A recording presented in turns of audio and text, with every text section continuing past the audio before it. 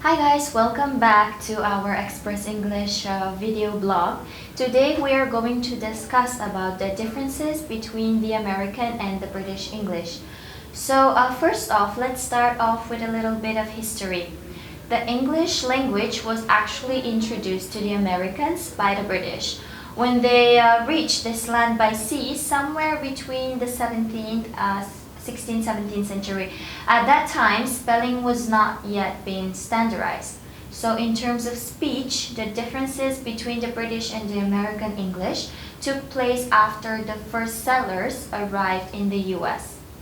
These groups of people spoke using what was called RHOTIC speech, where the R sounds of the words are pronounced.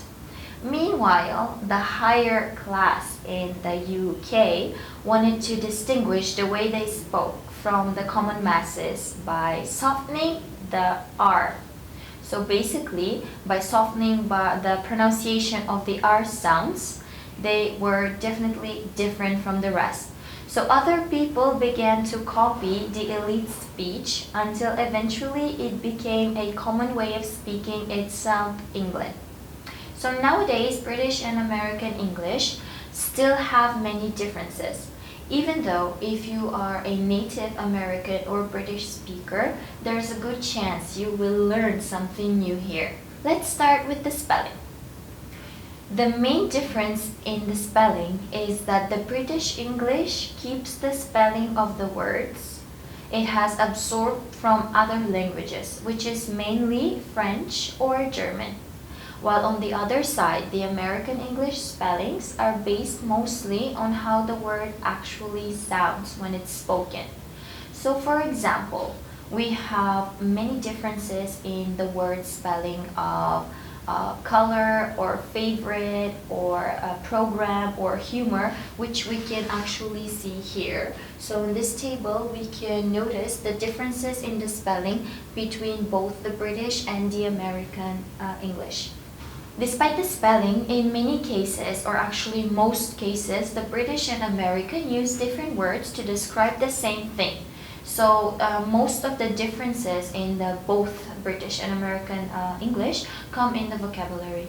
So most of the common vocabulary differences are, as we can see here, where the British would say trainers, the Americans would use sneakers. Then we have jumper and sweater, chips and French fries, aubergine with an eggplant, and then we have a flat, apartment, lorry, truck, nappy for a diaper in American, and then we have as well the football and the soccer. These are just the most common differences out of many, much more that they have together in the vocabulary. So aside from the spelling and vocabulary, there are certain grammar differences between the British and the American English. We can start off with the present perfect tense. So as we can see here, in the American English speakers, they use the present perfect tense much less than the British English. So if the British English would say, I have eaten too much, the Americans would just say, I ate too much. So they're not using the past perfect, that much often as the British. Then we have the collective nouns. The collective nouns, which in British English can be followed by a singular or a plural verb, whereas in American English, it's strictly just by a singular verb. So if the British would ask, which team is or are losing, the Americans would just simply go by which team is losing. So this is one of the main differences for the collective nouns. And then, of course, we have the use of auxiliaries and models. So if the British would say needn't instead of don't need to, this is like a very huge difference which we can distinguish and we can notice here. So for example, if the British English go for he needn't come to school today, the Americans would say he didn't have to or he doesn't have to come to school today. Alright? So the next one is for advice. When it comes to advice, the British English speakers would use shall rather than should.